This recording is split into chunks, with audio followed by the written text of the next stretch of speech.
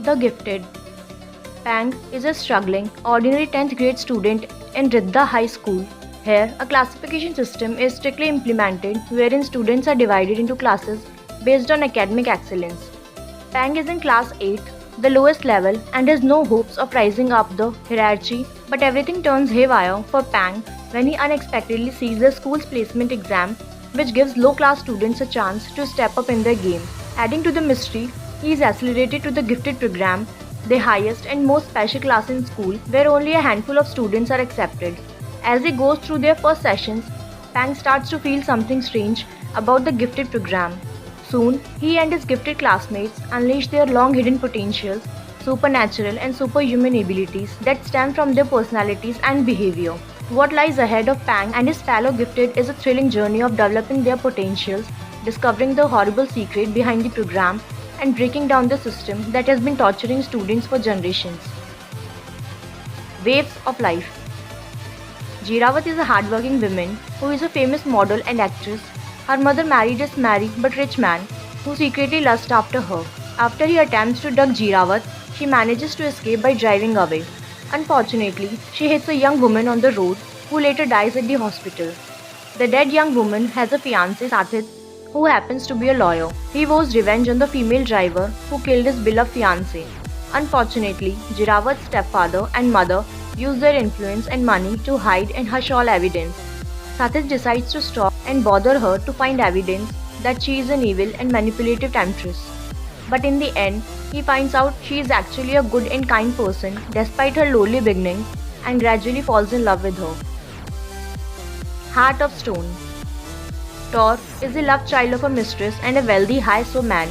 After his mother dies from neglect, Tor is forced to live with his father's family. Abused by his stepmother and stepbrother, he turns to the girl next door, Ming, who also suffers neglect at the hands of her so-called mother and sister. One night, while being chased by his stepmother, Tor jumps into a river and is presumed dead, though he survives. He is taken under the wing of a sex worker who knew his mother and takes on a new life under the huajaisila. Years later, he returns as a notorious rich pimp who plans to avenge his mother and get revenge for the torture and pain brought to him by his stepmother and stepbrother. Sila's main goal is to hurt the people that harmed him as a child, but he never expected to see his only childhood friend Min. The moment they see each other, he looks familiar to her. She notices a ring he wears around his neck and immediately comes to the conclusion that he is Tor, her childhood best friend thought to have died.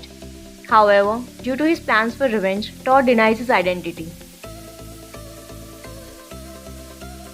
Pachara was a former warrior of Taravapuram, an ancient kingdom over 1,000 years ago. He was cursed by his lover named Matira. Because of the curse, Pachara could never die and suffers from seeing his loved ones die for over 1,000 years.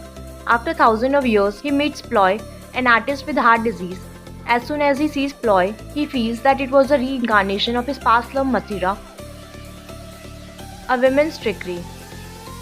Kate's dad stole money from Sake's company, and when he found out, he got super pissed because he trusted Kate's dad.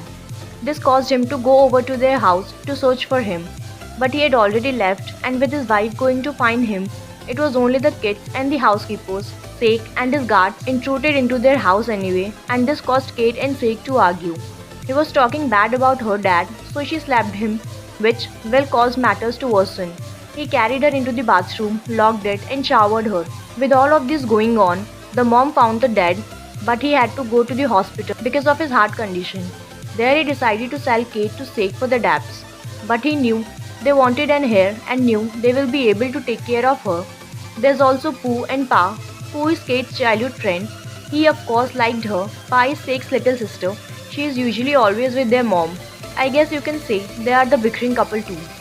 Itzila, who is Sake's ex-wife, only wanted him for his money, so he broke it off when he found out. Also, she lied she was pregnant, but in fact, she couldn't since she got into a car accident as a teenager. She didn't believe Sake has moved on to Kate since she knew he loved her and continuously chases after him.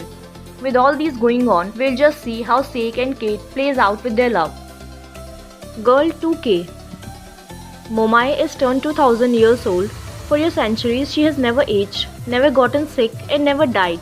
Having tried in hundreds of methods to kill herself over and over again and always failing, Momai was finally sees a ray of light at the end of the tunnel when her friend Kreteng, who is a fortune teller, tells her that she will be able to age and pass on if she finds the love of her life within this year. The problem is there are four candidates: Thavin, her hardworking and generous boss; Khun Trom, who is their company's biggest client; Kampun, a sweet young man; and Todd, the dashing new guy. Four candidates and 1 year to be find the love of her life. But who's the right one? Traumuk. Traumuk works at a nightclub to earn money and pay off her debt. She doesn't get along with Thorn because he misunderstood her, thinking she is a bad girl. One day, his parents ask Traumuk to marry Thorn to remove his bad luck from him. She accepts the proposal just to get back at him. He pretends to be a gay to avoid her, but she doesn't believe it. They will eventually start falling for each other, but there are obstructions to their love.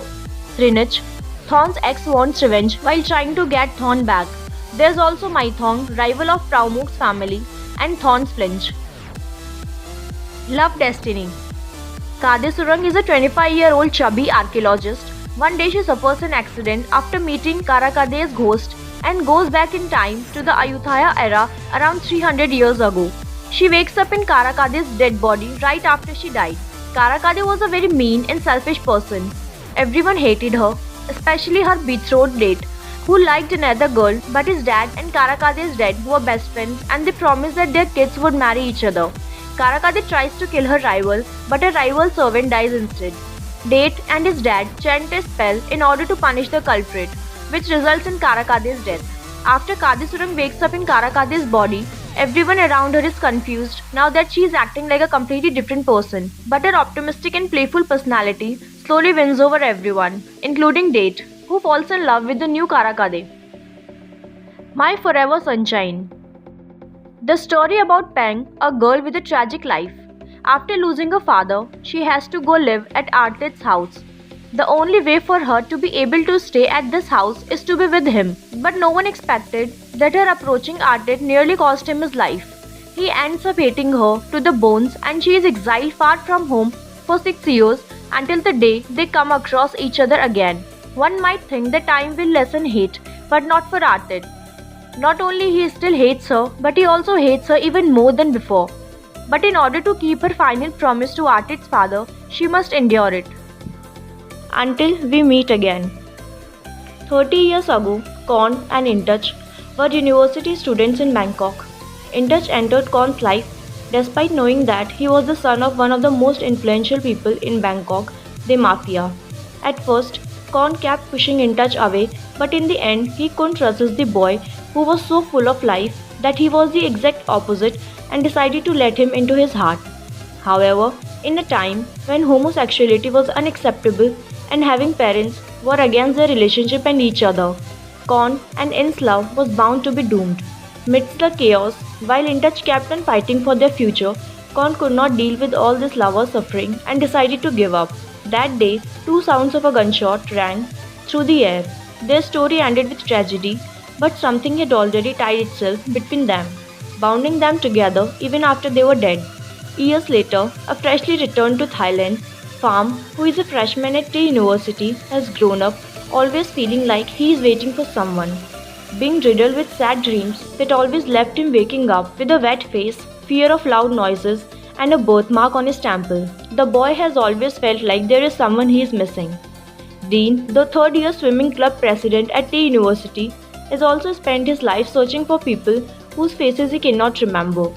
The red thread of fate that had tied them together in their past life once again pulls the two boys back to each other, tying them to each other and a past that might not be worth remembering, but unforgettable love, because the red thread that binds the two hearts together will always lead one back to the other. Even though it might tangle or stretch, it will never break.